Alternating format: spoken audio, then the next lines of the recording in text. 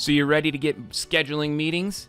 The second you log into your Zoom.us account, you're going to be able to get into your meeting scheduling. This is the function, the core area of Zoom, and you need to get familiar with how it works. There's a lot of buttons on the screen, there's a lot of links to click, there's a lot of settings to think about, but we're going to just unpack it for you right here in one quick, easy video is how to schedule a new meeting.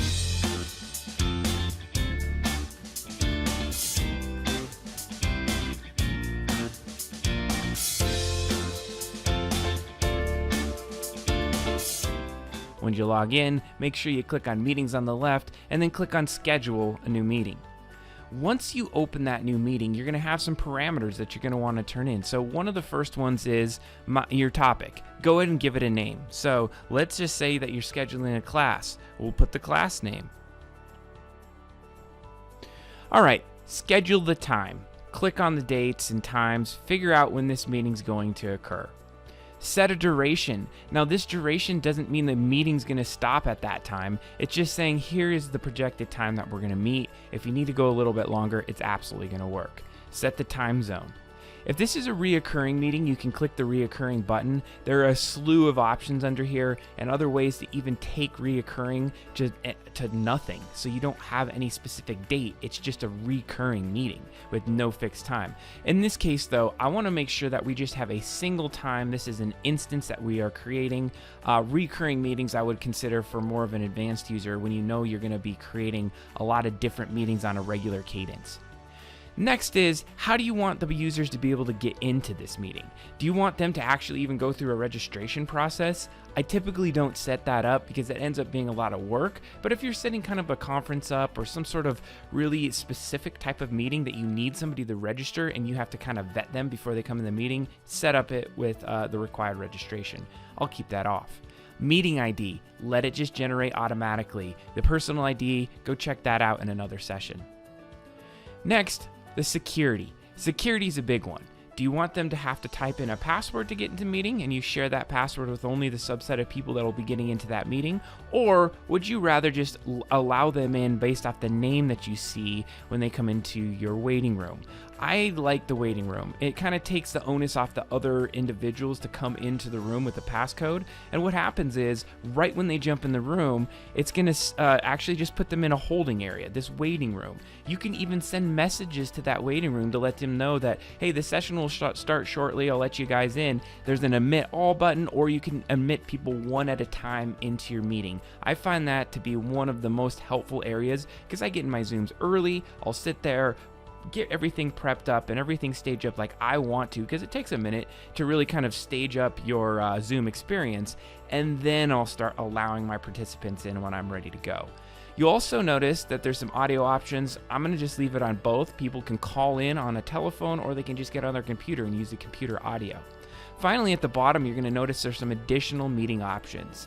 Enable join before host used to be something that was really helpful. You may consider not doing that. That means that some people can get into the meeting before you arrive as the host. You may consider that if you have some co-hosts in a waiting room set up, because then people can't get quite into the meeting completely without them being admitted by you. So you can mute participants upon entry. That might be something that you consider for bigger courses. The reason being is that as people start coming into the room, it might get noisy, and especially if you have a lot of people start joining as you're having some initial conversations with the first people that come into the room, the people that come in sometimes don't realize that their mic's unmuted, and you'll have some other additional noise that you'll have to contend with. Authenticated users can join, meaning that those people have Zoom accounts. So I would keep that deselected unless you're only working with people that you know have Zoom accounts. Breakout room pre-assigned. This is probably handy. So what this is allow you to do is set up breakout rooms before you actually get into the session. You can create the rooms and you can have some general assignments that you set up.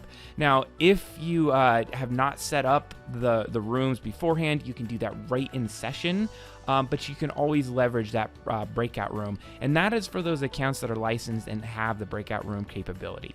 And finally, you can record the meeting automatically And in this particular screenshot, you will also be able to have a remote recording, so a cloud recording that will be turned on shortly. And then the last step is alternative host. You may have a colleague or a coworker or somebody else that you're going to be having this particular meeting with, and you would have to put in their Zoom email right into that box. You can have up to, I believe, 2 or 3 co-hosts that will have a little bit of elevated privileges in that session to allow you to have them as a helper. So in certain cases, it's a great way to load balance. You'll bring in someone that would be a moderator, so to speak, of that session. They could help answer questions in that chat. They can also allow people into the room. We are highly suggesting that you look at a student in your class, maybe as a floating kind of responsibility, or somebody that volunteers to be that co-host, to be that moderator. Doing this all by yourself is going to be a very difficult task until you really get into the routine of it. And still, even myself, I enjoy to have somebody in there just to be that extra set of hands and eyes on what's going on in the chat and what's happening in there. So think about delegating that responsibility to somebody in the classroom. This is a great opportunity for them to grow as well. So we'll have some other additional documentation for those student moderators in future sessions. So look out for those, but that is how you would set up a meeting. Once you hit that save button, your meeting's ready to go. You'll notice that all the settings are there, and they'll find that meeting right under your meetings tab. So if I were to click on meetings again, it's gonna jump right back out there, show the meeting details, and you can start the meeting right there, or jump right back into the meeting to see all the details you've set up. Now, if you wanna share that meeting, you can scroll a little bit further down on the page, highlight this URL, copy it, put it in a web calendar invite, and send it to your participants. Copy and paste that into Blackboard, or you can click on the full copy invitation button, see the whole copy of the invitation. Click that copy meeting invitation. You'll have all the details. Copy paste that, give it to anybody that you like to join that meeting. So that's going to conclude this particular session on setting up a meeting. Very simple, very easy. Check out the new video on how to integrate Zoom meetings into your Blackboard course. If you are an instructor, you do not have to actually set up any meetings through this interface. You can do that all through Blackboard. And if you do it through Blackboard, you're going to have some additional functionality of having your recordings show up in your courses. So thank you for watching. We'll see you in your next video.